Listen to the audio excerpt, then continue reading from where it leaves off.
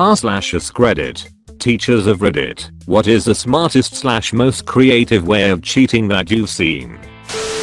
In high school I was in a computer-based learning program and our science tests were taken digitally. However, they used a program where once you entered the test your entire screen was locked into the test and the only way to exit it was to click the finish button on the test or turn off your computer, which effectively did the same thing.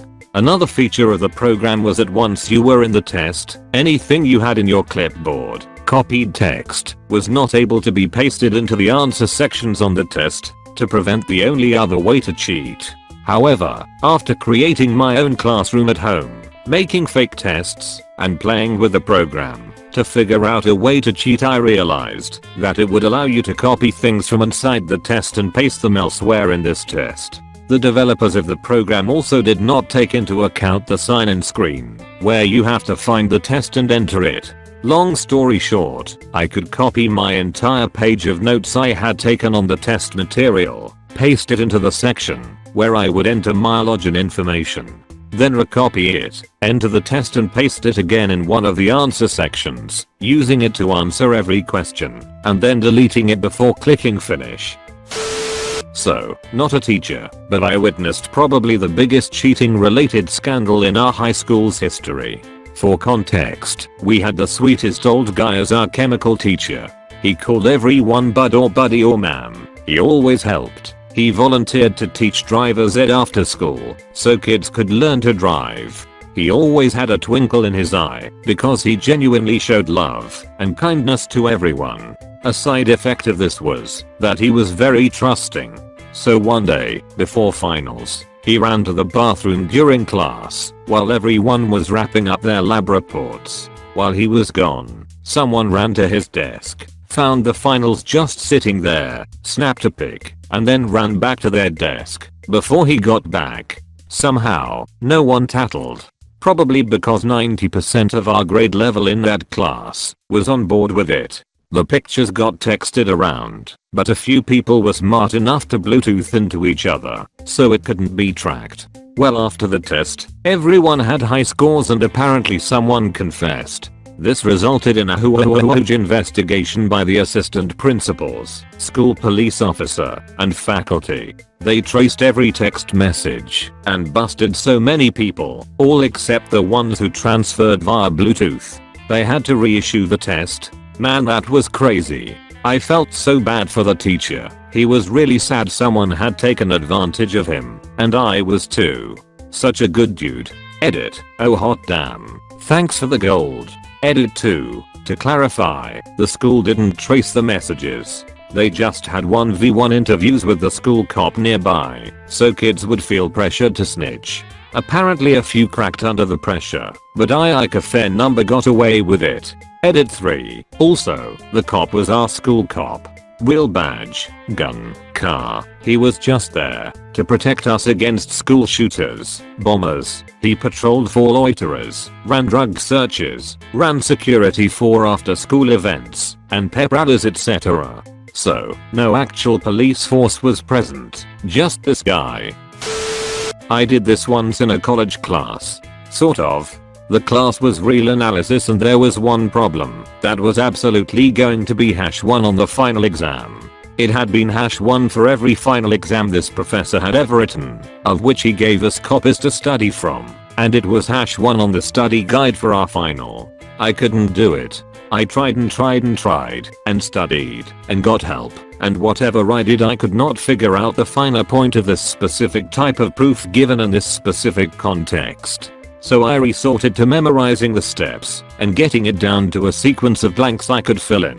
Exam day comes. I buy 2 blue books that morning, test booklets with lined paper inside. In one of them, I very faintly write the answer to #1, complete with space to fill in the aforementioned blanks. On the front I fill in my name, to differentiate it from the other booklet. When the professor tells us to take out our blue books and trade with the person next to us, I trade my blank blue book. I take the one I'm given and slip it into my backpack. At the same time I slide out my blue book with my calculator and pencil, so it all looked legit. I get my test. #1 doesn't fail. It is exactly as expected. I fill in the blanks and write over my words. I continue on with the exam. And I pass the class. I'm a high school teacher, but this story is about my own high school math teacher playing us and cheating. It was an honors algebra/geometry class, and it was well known that Mr. D reused the same questions every year, just changed the numbers. He made a big deal about making sure we all gave our exam papers back to him after we had looked at our scores and gone over everything together to prevent cheating for the next year. Well, of course, some of my classmates got their hands on a complete set of tests from the previous year. Soon, everyone had a set. Before each exam, we would sit together and make sure we knew how to solve every problem on that test, so we could do it on the real exam with different numbers. Years later, when I became a teacher myself, I saw Mr. D at a funeral.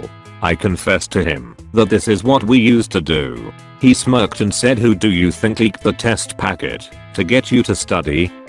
Mr. D had figured out that kids won't study if the teacher suggests it, but if they think they're getting away with something, they totally will. So he managed to get a test packet out and circulating as contraband. Blew my mind. My high school trig professor administered all tests via programs he wrote for our in-class G83 calculators. Basically, it was just a simple set of questions and answers that automatically graded you after each question. I quickly realized I could just close the program and inspect the code using the edit function, extract the answers, and give myself a high B or low A, never 100%, as that is a sure way to get caught.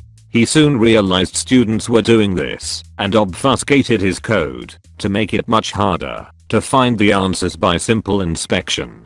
It took a little more work, but I was still able to find the answers, and he quickly began to suspect again that students were cheating. Later, he found a way to force the code to self-delete after it was run for the first time. He would start the test for each calculator before passing them out, so if you tried to access the edit, it would be delete itself if you tried to run the program again.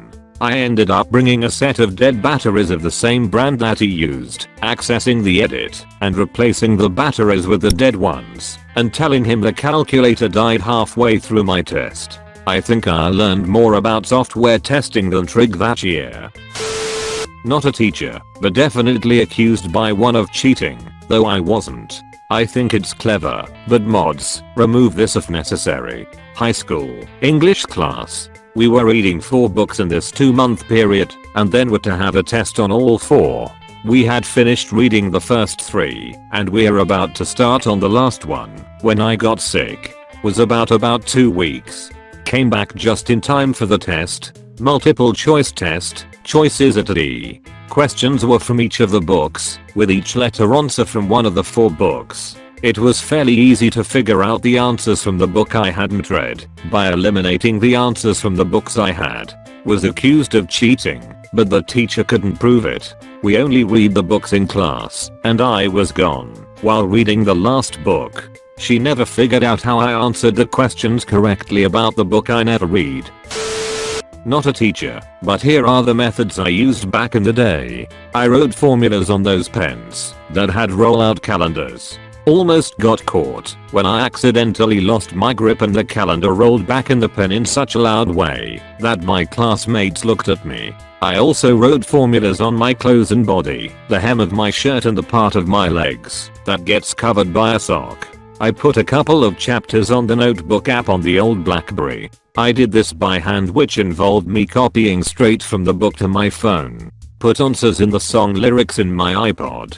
But I didn't do this frequently. I forgot why. It was either because my school had cracked down on technology, phones, iPods, laptops, or I just had a hard time scrolling with a click wheel. We'd straight up swap papers. I think I only did it during trig, because during exams we were arranged alphabetically, and I was seated next to this dude who was really good at math. I was afraid of doing this, but the fact that we were so close to each other made it less scary, so I did it. The only time I got caught was when this new teacher noticed that I kept taking out my handkerchief, which had a 1x1 inch piece of paper that had some formulas. In hindsight, if I pulled a bit of sleight of hand I would have never been caught.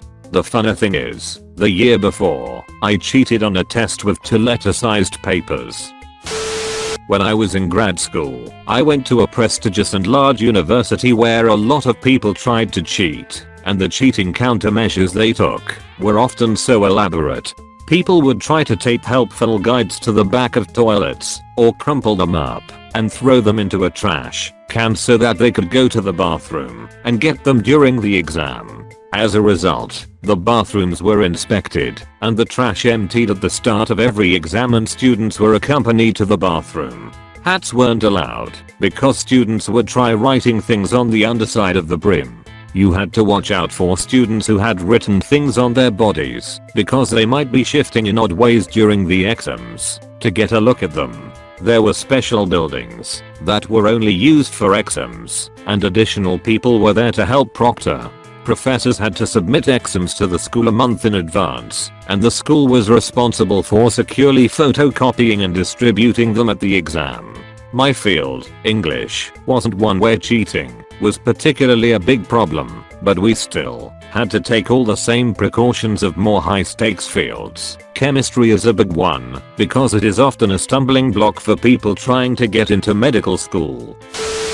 Obligatory, not a teacher, but a student. This is for a multiple choice exam. For context, we have uniforms and wear black leather shoes. Toe taps indicate the answer, 1 tap for A, 2 taps for B, and if asking, increments the question number by 1. Heel taps increments the question number by a previously agreed number, usually 5 or 10. Toe slash to indicate you're asking, or when broadcasting means stopping the question number count to indicate the answer, or you lost your count and redo. A double slash sounds like a raising. Then a small kick to the chair in front of you to alert or stop the exchange. This is barely noticeable yet easily heard, as tapping your foot is quite normal. You'll only look nervous. Plus you can mix the toe and heel taps like a beat. A kick makes the chair squeak on the floor and serve as a distraction too. An exchange would go like this. HHTHHTHHTSTTTT, in the easily recognizable pattern of Queen's We Will Rock You, tells the question number is 33, with the answer D, separated with a single slash. Anticlimactically, we were caught by our teacher during a mock test, and the first dry run of this code, only because the 2 guys whose way of cheating was caught ratted us out. So, my dad once helped a friend of his, let's call him Sam, cheat during an exam. Now Sam was miserably failing chemistry in his last year, but he was lucky. They were doing 2 different exams back to back the same day, and to ensure noon was sneaking a peek at their neighbor's papers. They had 1 row to French and 1 row to chemistry. If you finished your first exam, you went to the teacher, handed in your exam, and got the other exam. Now Sam asked the teacher if he could hand out the exams, to which the teacher said yes. Now it's important to note that it was June and very hot, so the windows were open. So as Sam approached the end of the first row, which had the chemistry exam, he threw an exam out the window onto the street, where my helpful dad just happened to wait with Sam's chemistry notes. Dad picks it up and answers all the questions on a blank piece of paper. Now when Sam was done with his French exam, he asked the teacher if he could go take a piss, seeing as he had handed in his French but hadn't gotten his chemistry exam. Yet the teacher obliged and let him leave the classroom. Now my dad is waiting at the toilets to just hand him the piece of paper with the answer on, and all was good. He just wrote the answers on his cheat paper on his actual exam papers and handed it in. Never got caught. Also, my dad was kinda the Sam's guardian, and it still amazes me that my dad told me this story. I taught kindergarten. I teach another grade now, and between 5 to 6 is a really interesting age. There's a cognitive development that occurs between 5 to 7 where children become much more aware of the perspective of others and therefore learn how to deceive their peers. I could always tell when a student was a little ahead of the curve when they would cheat during games or activities. I caught one student during a math game deal out all of the low number cards to his peer while he kept all of the high number cards. He kept winning every single round. I walked around the classroom and stopped to watch these 2 students. The student who was dealt the low cards had no awareness that he had been dealt a shitty hand and was happily playing, while the other student won every round and was cheering. I had to stop the game to scold the student who was cheating, but in the back of my head I was just impressed that he was smart enough to cheat. I'm not a teacher, but I guess I'm semi-creative cheater. When it comes to classes I don't give a shit about. I'm on mobile, so sorry for formatting. I think my best cheat was back when I was an undergrad. I had to take history with the strictest grading professor I've ever had. Our final was an essay where we had to answer what was the underlying cause of the Civil War. The answer is slavery BTW. He gave us the question on the first day of class, so I had a lot of preparation. I spent a month writing the best essay that I could on my computer. The week before I dumbed it down a bit, considering the essay was no notes, all memory. If I had left it the way it was, I'm sure he would have known something was up, because this essay was perfect. The night before I spent 6 hours imprinting my essay into the blue book. I did this by putting a piece of paper over the blue book page and writing as hard as I could, leaving only the indentation of the words. If you flipped through the book it looked blank, brand new. But if you looked at it from a certain angle you could read my whole essay word for word. Final exam day came and all I had to do was write over the imprinted words. It took up the whole 2 hours we had, and I ended up getting a 395 over 400 on it. This was something I did. I was in credit recovery for app physics because I failed, and it was all computer based, so we sat in a lab and just worked on questions through a program. The questions were insanely hard, and I was too lazy to learn it, so I devoted my first 3 weeks to figuring out how to cheat. Here's how I did it. When you got a question wrong, it would bring you to another page saying you got it wrong, and then would give you a new question. I noticed that on the wrong answer page, you could find the correct answer in the inspect element sidebar if you went digging, but you couldn't go back and try the same question. I would unplug the Ethernet cable to the PC, plug the wrong answer, and since it wasn't loading a new web page, only showing an extension of the original page, it would bring up the wrong answer page. Open inspect element, write down the correct answer, then click for the next question. It wouldn't load because it was a fresh web page, so then I'd plug the Ethernet back in and it would reload the original question. Rinse and repeat for 6 weeks. Edit, grammar. Someone at my college was taking a psychology exam and he convinced the professors to let him listen to music while taking it. It was the same music he had listened to while studying, and the psych material we were being tested on was partially about how sensory input, like music, can help you recall past experiences, like studying. Impressed with his practical application of the study material, the professors agreed. They checked his portable CD player and verified his CD was store-bought and everything seemed fine. Once the test started, he switched his CD player to the radio and a friend started broadcasting the test answers from the parking lot using a short-range radio transmitter. He probably would have gotten away with it if another professor hadn't been driving to work at the time and came across an unfamiliar radio frequency broadcasting question 1, A, question 2, C. Edit, a word. My high school history teacher gave his first test, 50 multiple choice questions, collected it and then handed the tests back to us the next day for us to grade as he called out the answers. I changed 2 of my answers. Later that day he came by afternoon class and presented me with a photocopy of my original answer sheet and my changed, graded sheet and asked me to explain the discrepancies. Busted. I admitted to changing it because I had felt those 2 questions were ones that the real answer was my second choice, and so gave myself a break. Luckily I hadn't tried to change all my answers to correct. Had a long talk about honesty and I got off with a warning and my actual grade. Never tried to cheat in his class again. In college Asian humanities, I was having a really impossible time remembering nation names / dynasties and their years. I had an exam I had to get an A on to pass the class. I had to take the exam in the testing center, cameras, and monitors at every desk to catch cheating, and I happened to get a copy of the exam from a friend that had completed it. Just memorizing wasn't working because it was a lot of Asian names and places that I just could not for the life of me remember. And even though it was multiple choice, it was a 50 question test. So, on the way to the test I had an idea. I stopped at Walmart and bought a box of little colored beads and a thing of string. I sat in the parking lot and made a cheating bracelet. A equals aqua, B equals blue, C equals copper, D equals dark purple, and put a clear decorative bead at the beginning/end to show where to start. It was actually a pretty bracelet. I finished it there in the parking lot in less than 3 minutes, put it in my wrist, and wore it in the test. Each side of my wrist showed about 1/3 of the answers, so I only had to move a little or pretend to fiddle with it once or twice over the hour to see the rest. It was amazing. I purposely missed a couple hard ones to throw off the scent. No one ever knew, and I magically passed that class.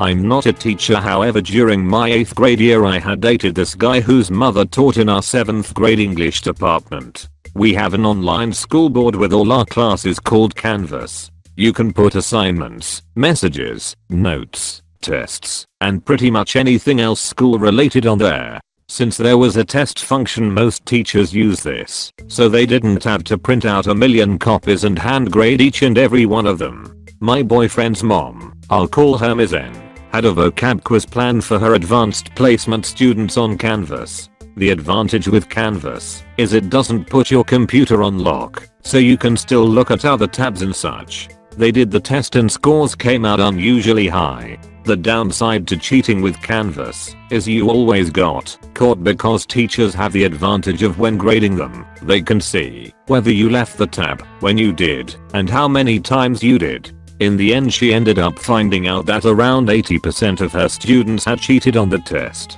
I remember hearing about it on the bus that day, and while I was planning on heading over to their house to chill with my boyfriend a bit, I ended up comforting her while she broke down to me about not knowing what to do and how she feels like a horrible teacher because her students don't know the material. It was honestly so saddening because she is the sweetest, most amazing teacher ever. Really a true blessing to our school. Pretty much the entirety of the 8th grade class at the time was super mad at just about everybody in the 7th grade class for doing this to such an amazing teacher. It really was something. I'm a student and I learned a lot of ways on how to cheat, but I think the most creative one that I've done was cheating through hand/sound signal. My ex and I used to study together for a particular subject. So what we did was we usually split the topics into two, one part for him and the latter is for me, because we had a professor who uses PowerPoint for the questions and usually has multiple choices. Then during the examination day, the strategy is I will do the hand signal and he will do the sound, so I always sit in front of him. Hand signals are A index finger, B middle finger, C ring finger, D pinky. So basically I would lift a finger equal to those letters just pretending to scratch my head/temple or touching my face. Sound signals are A1 sound, B2 sound, C3 sounds, D4 sounds. Example of it is ticking a pen twice means the answer is B. If he coughed thrice, answer is C. We came up to this because it was impossible to cheat on the subject because the professor was very strict and gives an automatic grade if he caught you cheating. And also we were desperate because the professor is known for failing half of its class. Until now I can still remember the adrenaline rush that I felt during those examination days. I felt like someone was twisting my gut because I was too nervous to get caught, but at the same time I was having fun. 10/10ths would recommend this strategy, haha. This is the exact opposite. I knew a guy in college that got the question/answers to a physics test somehow. Never would say, but I'm 99% sure he was fucking the grad assistant. He wasn't an idiot, but was psyched to have the test. Offered it to me and one other guy. I was doing fine in the class and understood the material, so I passed on the offer. Anyway, he got so worried about getting caught if he did too well and or the test being changed, he quite literally spent 1.5 weeks studying every day to not only memorize the questions and answers, but also learning the material. It was bizarre. The test was the same, but he purposely got a B to avoid it being obvious. He knew the stuff so well that had the test been totally different he would have easily achieved an A. He knew the material as well as I did, and I got in the mid-90s. The human mind is so damn bizarre. TLDR. Dude got test key, but purposefully sandbagged his grade to be worse than if he had just taken the exam without cheating. Rubber band man. In my high school Latin class, an oversized football player, aka man, seemed to always ace the vocabulary tests. He was not so good at conjugating or sentence structure, but had a fail-proof mental recall system, so we thought. In fact, every class we had together, I noticed his ability to answer AB type inquiries was nothing short of phenomenal. Even his mathematical formulas were always spot on. His actual calculations, not so much. Tutoring the man for a Latin final exam, he had no intentions or need on studying any of the vocabulary words, definitions, tenses, etc. He only had concern for descriptive, conjugative, structure and exploratory type test questions. I said to him, "I'm just wondering." Then asked, "How can you flawlessly recite and recall vocabulary and formulas on point like you do, but yet can't remember, for the life of you, how to put it all together?" He said to me, "Rubber band, man." I said, what? Then he proceeded to take the rubber band off his wrist. He stretched it out and placed it around a notebook long ways. As the rubber band stretched out, you can see all of the answers to each vocabulary word. It included gender variations, prefixes, suffixes, tenses, etc. Then when he took the rubber band off of the notebook and it retracted to its original size, all those answers began to disappear. I had no idea how much information a simple rubber band could actually hold. Not a teacher, but there was a good bit of cheating at my fancy college prep high school. Shit was hard. One class, me and a bunch of the football guys plus a couple of cool smart kids would literally pass around a notica during tests, and you'd fill in the answers you knew. Teacher was old and super oblivious, so he never caught on at all. Mostly though, me and the other girls would write answers/notes on our thighs before leaving for school. We wore dark tights, so you couldn't see the writing at all unless you pulled the fabric. Once had a teacher accidentally staple the answer key to the back of an exam. Halfway through, one kid told him, "I've never seen a whole class so pissed at one guy."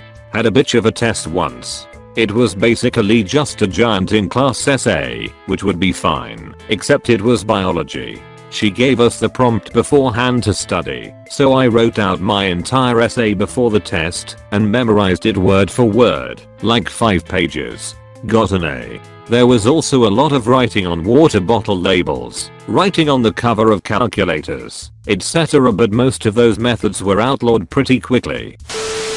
I had a project due that made up a significant portion of my grade, due towards the end of the semester, to be submitted via email. Teacher had a strict "I do not accept late work. If you are 1 second late, you get a 0 policy." I missed the deadline in getting it put in, but the next week in class I approached the professor demanding an explanation for the 0 I received. They explained to me that I had not submitted the assignment, and I argued, lied, that I had, and could prove it. Once class was out, I went to my work computer, worked on campus, and pulled out the network cable. Once it was out, I changed the system clock to alter the date on the system. First I opened the project to make sure that the last time it was shown as being edited was a date before it was due. Then I opened up Outlook and composed the email to submit the project and hit send. It went to my outbox with the spoof date and time on it. Then I took screenshots, including the email